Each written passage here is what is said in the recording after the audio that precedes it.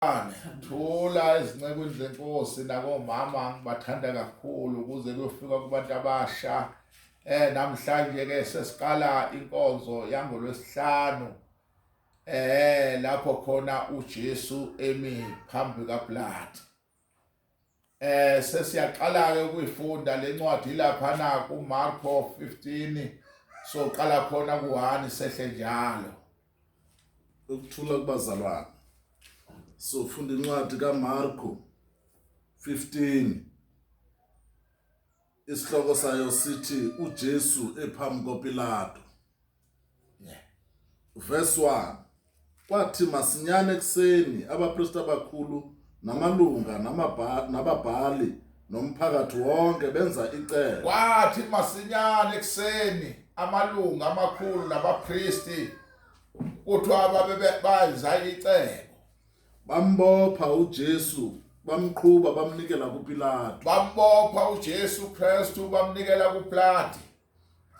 Bathandekayo benkosi yethu uJesu Kristu. Yilezo ndaba. Haleluya esihlangene ngazo manje. Mina ke bazalwane lapho khona ngima khona noma ngilalela kahle khona icebo. Bamenzela icebo lokuba kube kufunakala icala noma isenzo uJesu Kristu asenzile. Haleluya bazalwane, angazi ke ukuthi wena ungathini makuwe. Haleluya lapho khona abantu bekwakhela icebo. Kusho ukuthi icebo into esuka ingekho kodwa ukuhlangana kwabantu behlangana ngawe. Into enkulu ke wena usuke ungazi wena uma abantu behlangana bakha icebo usuke wena ungazi lutho, kodwa manje siyathola lana ukuthi kuthiwa kwahlangana abantu abaphezulu kakhulu abasezikhundleni ezinkulu ukube bakhe icebo ngoba uJesu Kristu babembona ukuthi akanalo icala lokuthi angajeziswa base bakhe icebo. uPilato wambuza wathi, wena uyinkosi yabaJuda? Uyaqala manje uPilato uyambuza ukuthi awusho kahle wena uyinkosi yabaJuda yini? Waphendula wathi kuye, usho khona. Uyavuma akaphiki bazalwane ukuthi impela usho khona. Abapristi abakhulu bammangalela ngokuningi. Baqala abapristi abakhulu njengoba besebeqalile ukwenza lenkonzo yabo yohlelo lokuthi bafuna isizathu kuye. Kunjalo bathandeka benkosi uma sahamba endleleni abantu bake bakubheke bafune izathu ukuthi yini, ngoba abanye lapho khona kusuke khona bekulalela unyandle, abanye ngempela basuke bengazi lutho kodwa bafuna bathi yini izathu kodwa sini. uPilato wabuye wambuza wathi, awuphenduli lutho na? Isilwane sezulu usathi impela usho khona mawuthi ngiyinkosi yabaJuda. Haleluya, isima lapho siyathula. Beka bakuthwesa icala ngokuningi kangaka. Into abayenza kuwena manje bakuthwesa icala ngokuningi. Kodwa uJesu akabe esaphendula lutho waze wamangala uPilato. uJesu akazange azaphendule lutho. Wasemangala uPilato ukuthi kutheni le ndoda uma le ndoda ingaphenduli na. Kwathi ngomkhosi wayehleze ebakhululela isiboshwa sibe sinye abasicelayo. Njalo uma kumkhosi wePhasika bazalwane kwakuba khona umuntu okhululwayo. Haleluya, noma wayiboshwe nganhloboni kodwa akhululwe kuhloniswa kwenziwa usuku leSabatha lomkhosi. Kwakukhona ke omunye nguBarabha igama lakhe. Kwakukhona omunye wayiboshwe phakathi kulona itilongo ogama lakhe kuthiwa uBarabha, owayeboshiwe kanye namahlubuka. Wayeboshiwe lo muntu eboshwe nani namahlubuka. Eboshwe nawo amahlubuka kusho ukuthi icala lo muntu lalaziwa kahle noma mhlambe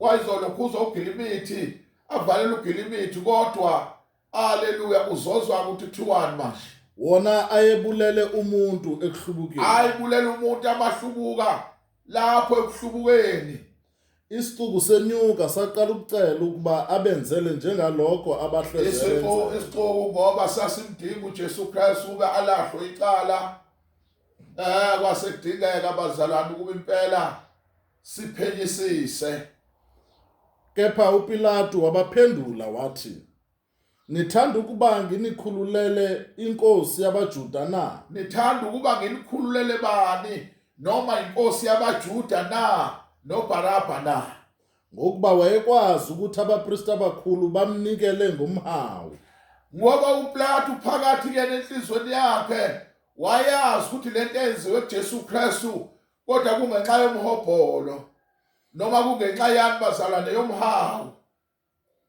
kepha abapristi abakhulu babhebhezela isixuku ukuba okungcono asikhululele uBarabha ngoba icebo besebelenzile kwadingeka abazalwane ukuthi impela haleluya bacindezele lapho bathi cha bona haleluya bakhululelwe uBarabha uPilato wabuya waphendula wathi kubo Barabha waphendula futhi ulokhuzana uPilato pho ke ngimenze njani lo enithi ngimenze njani lo haleluya oyinkosi yabaJuda na ngimenze njani lo oyinkosi yabaJuda babuye bamemeza bathi mbethele esiphambanweni bathi hayi lo ungasayikhuluma nokuyikhuluma indaba yakhe kuphela ngenze nje wona mbethele haleluya esiphambanweni uma haleluya abantu haleluya sebezicebo ngawe impela babesafuna lutho noma ungathi wenza okuhle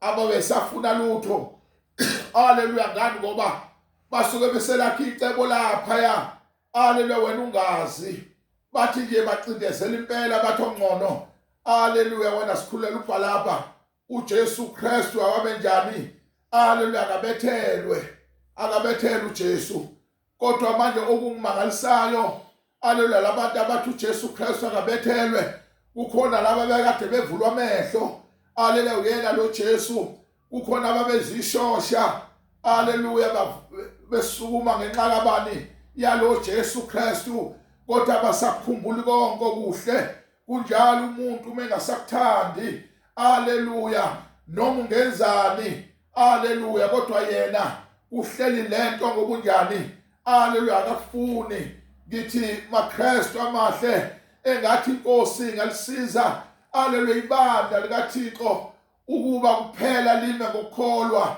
kungabi khona umuntu haleluya ozowakha amacebo haleluya ngomunye umuntu ngoba noma ungamthatha lowo haleluya uthi uyovuma naye kodwa manje uzokwenza njani ngoba le ndaba leyo sehambisile haleluya cela kulona lonke izwe uzokwenza njani awusesaba manje ukuthi le ndaba sengiyikhulumile manje engalilandeli izwi lenkosi elithi uma umzalwane wakho umsola yakuyena ziyakhulu izinto wena ngamazondo usetshela abanye sinenhliziyo ezingefani haleluya mhlawumbe uzomtshela lowo kanti unenhliziyo embi impela ilona lunga lelo elibi elimaphe eliphezulu kwempilo yakhe yena akabe sebamba engabe sayeka ayipheli into haleluya kalulu uma abantu bekwakhela amacebo nawe haleluya ima kodwa lento engathi ngebe khona haleluya kubantu abamaKristu